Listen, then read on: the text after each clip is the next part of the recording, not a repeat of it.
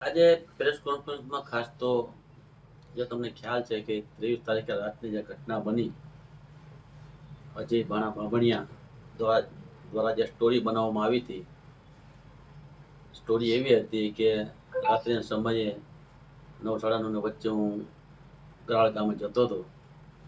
ત્યાં કોઈ બાયપાસ ઉપર અજાણા શખ્સો આવીને બાઇકમાં મારી પર ફાયરિંગ કર્યું.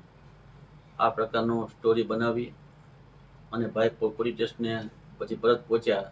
ત્યાં એને પોતાની રજૂઆત કરી પોલીસને કે આ પ્રકારનો ઘટના મારી પર બની છે ને મારી પર કોઈ અજાણ્યા શખ્સોએ ફાયરિંગ કર્યું છે. ત્યારબાદ ત્યાં પોલીસનું કહેવા મુજબ ત્યાં એ બધી રજૂઆત સાંભળી અને ત્યારબાદ પોતે ત્યાં ખુરશીમાંથી પડી ગયા અને ત્યારબાદ દવાખાને લઈ જવામાં આવ્યા હતા. દવાખાને લઈ ગયા પછી ત્યાં બધી અમારી પર પણ થોડોક આક્ષેપ કર્યો એવો વિડીયો પણ મારી પાસે આવ્યો હતો કે એમાં ક્યાંક ને ક્યાંક કાળુભાઈ રાઠોડનો દ્વારા કરવામાં આવ્યો હોય એવી આક્ષેપ કરતો વિડીયો પણ મેં એનો સ્ટેટમેન્ટ વિડીયો મેં જોયો હતો. પણ બધાને ખ્યાલ છે કે ગણતરીની કલાકોમાં જ ગીર સોમનાથ જિલ્લાના એસપી અને અમારી સ્થાનિક પોલીસ સાથે મળી આખી ઘટનાક્રમ જે બન્યો એ પ્રાથમિક દ્રષ્ટિએ પોલીસનું કહેવું એવું હતું કે આ કોઈ ફાયરિંગનો બનાવ બન્યો જ નથી. એવું તારણ તો હતું, પણ ફોરેન્સિક લેબોરેટરી દ્વારા એપીએસએલ મારફત જે પછી એને બોલાવીને રિપોર્ટ કરવામાં આવ્યો તો ખરેખર આવો કોઈ બનાવ કે આવો કોઈ ફાયરિંગ બન્યું નથી એ પ્રથમ દ્રષ્ટિએ સાબિત થયું. એવા સંજોગોમાં અમારા એસપી સાહેબનું નિવેદન તમે સાંભળ્યું હશે સ્ટેટમેન્ટ કે જ્યારે ફરિયાદી પોતે પોલીસ સ્ટેશને આવ્યો ત્યારે પોતાના શરીરમાંથી એક ગાડીમાંથી ઉતરતા હોય એમાંથી પોતાના શરીરમાંથી એક કાર્ટીસ પડી ગયું અને એ કાર્ટીસ સંપૂર્ણપણે જીવિત કાર્ટીસ હતું. એટલે પોલીસને ક્યાંક ને ક્યાંક શંકા ત્યારે જ ગઈ હતી.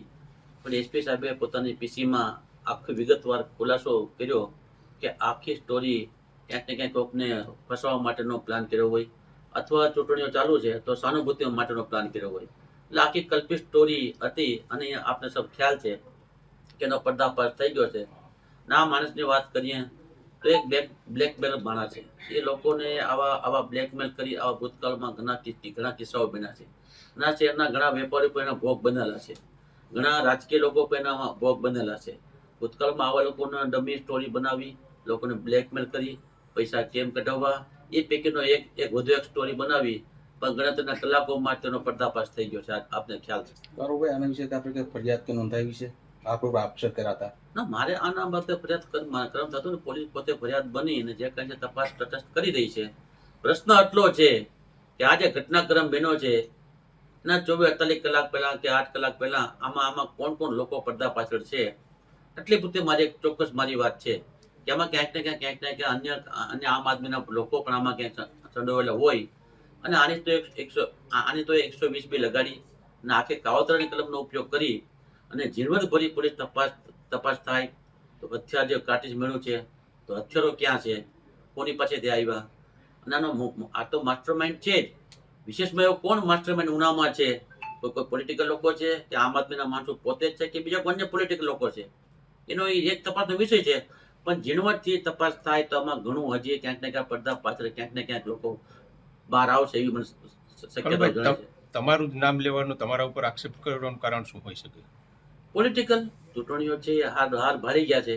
હાર ભારી જવાના કારણે ક્યાંક ને ક્યાંક આવો સ્ટોરી બનાવી જો કે સહાનુભૂતિના કારણે મતો મળતા હોય મળી શકે એમ તો સ્ટોરી બનાવી, બાકી બીજું શું પણ હોઈ શકે. તમે કેમ એના પર દાવો નહીં કરતા? દાવો તો હવે કરશું ને. હવે હજી તો તપાસ ચાલુ છે. તપાસ પૂર્ણ થાય પછી બધી વિગતો આવી જાય. આનું આખરી તપાસ પૂર્ણ થઈ જાય પછી એમાંથી જે કઈ મુદ્દાઓ ધ્યાને આવશે એમાં ધ્યાને લઈ લીગલ એડવાઇઝની સલાહ લઈને દાવો પણ કરશું શક્ય હતા ત્યાં સુધી.